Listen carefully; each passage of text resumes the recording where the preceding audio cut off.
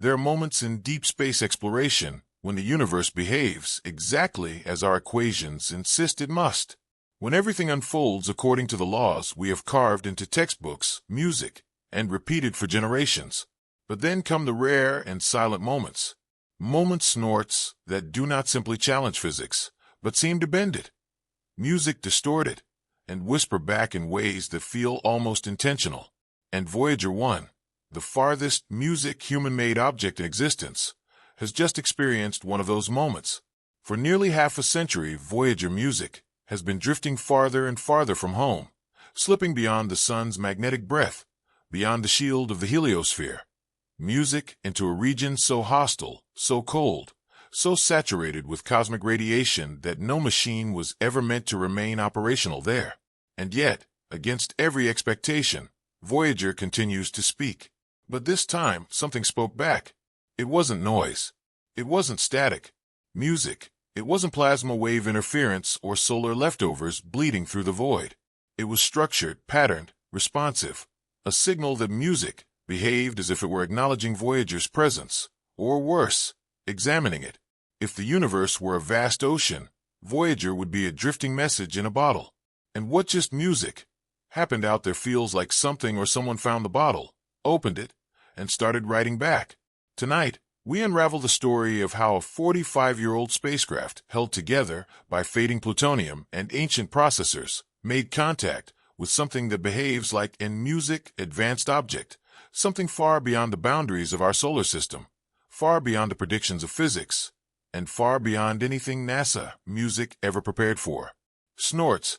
And once you understand every step of Voyager's journey, from Jupiter's storms, music, Saturn's rings, Uranus's tilt, Neptune's diamonds, and the interstellar void itself, you will realize why this new signal is music, not just strange. It is terrifying. Voyager 1 was never supposed music to live this long. Its mission, when it launched in 1977, was simple.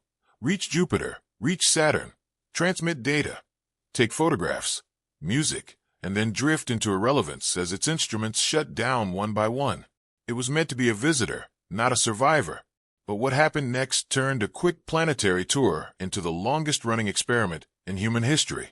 With only 3.7-meter radio dishes, 16 hydrazine thrusters, music, and plutonium-fueled thermoelectric generators that lose power every year, Voyager 1 should have died decades ago. And yet, there it is, 155 astronomical units from the Sun, still alive, still speaking, still listening. Its 11 scientific instruments were designed for short-term planetary flybys, not eternal travel into the abyss, and most of them have already been switched music off. But the few that remain continue to rewrite science. The spacecraft has no modern software, no AI, no stabilization systems like modern satellites. Its memory capacity is smaller than a digital photograph on your phone, but its endurance, its precision, music, and its uncanny ability to survive region after region of cosmic danger have made it the music most unlikely ambassador humanity has ever sent. And now this ancient machine is more than just a probe. It is our eyes inside a region of space we were never supposed to reach. A region where even NASA admits we did not know what to expect because nothing built by human hands had ever gone there.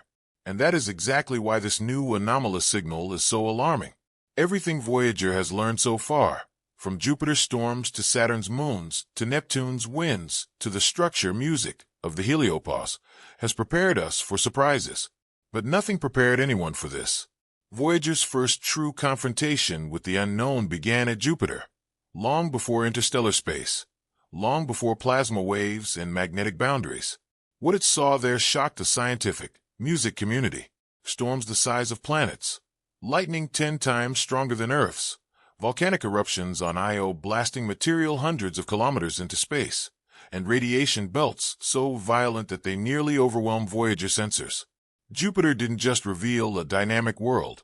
It revealed instability, power, and phenomena, music, that contradicted many predictions of the time. And hidden in that chaos, buried in the swirling storms and electromagnetic turbulence, were strange pulses, subtle, faint, almost impossible music to detect, that did not match the rotation of Jupiter or the expected fluctuations of its music magnetosphere. At the time, these anomalies were dismissed as noise artifacts or incomplete models.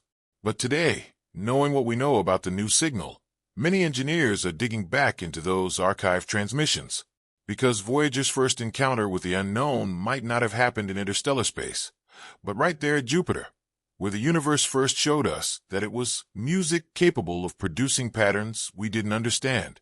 And if that was a hint, then what Voyager, just music, detected 40 years later might be the answer. Saturn was Voyager 1's final planetary encounter, the last world it would ever see before being flung irreversibly toward the interstellar dark. The flyby was breathtaking, from the rings that revealed wave patterns and gravitational resonances to Titan's thick smog-covered atmosphere, hiding a landscape that music wouldn't be revisited for decades. But Saturn was also the moment when Voyager 1 officially crossed into a trajectory that no other spacecraft music would follow. As it passed, the rings and the pale moons shimmering around the planet, Voyager music transitioned from a planetary mission to a cosmic exile. The sun grew dimmer, the signal delays grew longer, the temperature dropped, and the influence of the solar wind weakened with every kilometer traveled. What Voyager left behind was the familiar, the rhythm of the planets, the predictable behavior of the inner solar system. What it entered was something else entirely, a region where the solar system's magnetic shield weakens, where radiation increases, where plasma becomes chaotic, where nothing behaves the way any model predicted. Saturn wasn't just a milestone. It was the last checkpoint before Voyager crossed into the realm of the unknown. And knowing what we know now, Saturn's farewell feels almost symbolic, the final moment of cosmic order before the universe's true complexity revealed music itself.